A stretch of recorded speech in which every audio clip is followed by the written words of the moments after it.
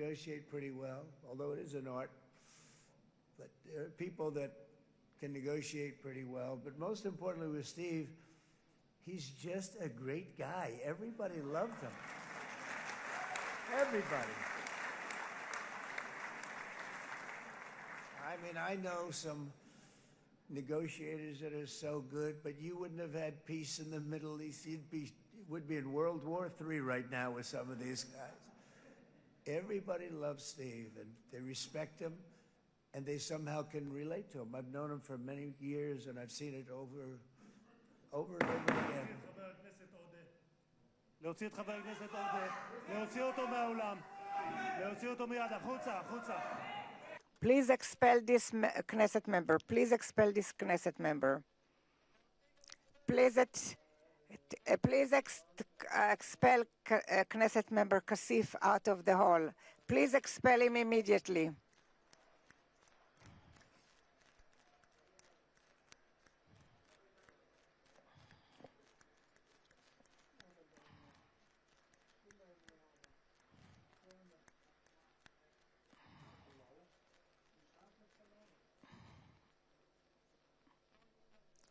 And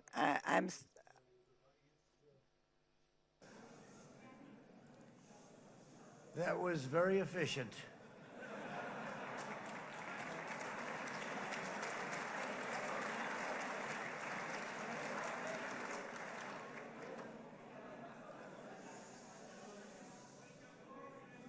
So back to Steve. He's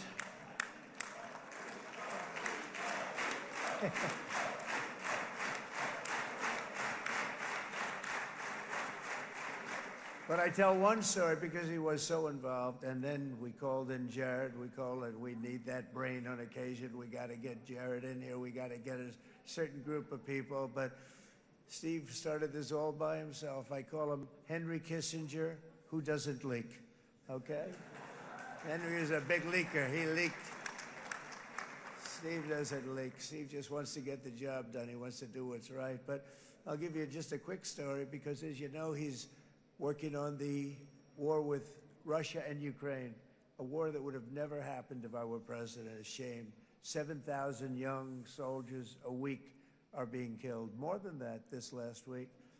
It's a shame. It should have never happened. But it did happen, and we won the race, and I took over this horrible war that's been raging, and I thought it would be easily settled. I thought it was a hell of a lot easier than doing what we just did very successfully with Israel and a lot of other people. But this came first, and we'll get that one. But I set up a meeting for him to meet with President Putin, thinking it would be a 15 or a 20-minute meeting. Steve had no idea about Russia, had no idea about Putin too much, didn't know too much about politics, wasn't that interested. He was really good at real estate, but he had that quality that I was looking for, and I didn't see it around in too many ways. And I set up the meeting with Putin, and I called. I said, is Steve finished yet? That was about a half an hour into the meeting. No, sir, he's not. He's still inside. This is in Moscow. I said, well, how's he doing? I don't know, sir. He's still inside. I called up an hour later. Let me speak to Steve. Sir, he's still with Putin. He's with President Putin. I said, wow, that's a long meeting, 1 hour. I called up an hour later, he was still with Putin. 3 hours later, he was still with Putin. 4 hours later, he started to get the word that he was going to be coming out soon. And in 5 hours, he came out. I said, what the hell were you talking about for 5 hours? And he says, just a lot of interesting things. We're talking about a lot of interesting things, including what he went in there for, but you can't talk about it for 5. You can talk about it for a certain period of time, and you know what you're getting. But that's a talent.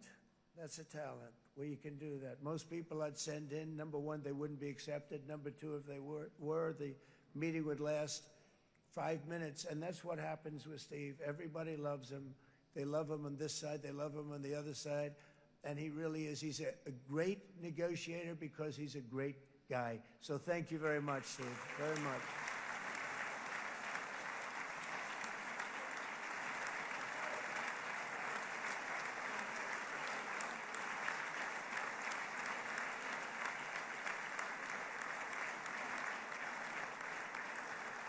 And let me also give a very special thanks to someone who truly loves Israel,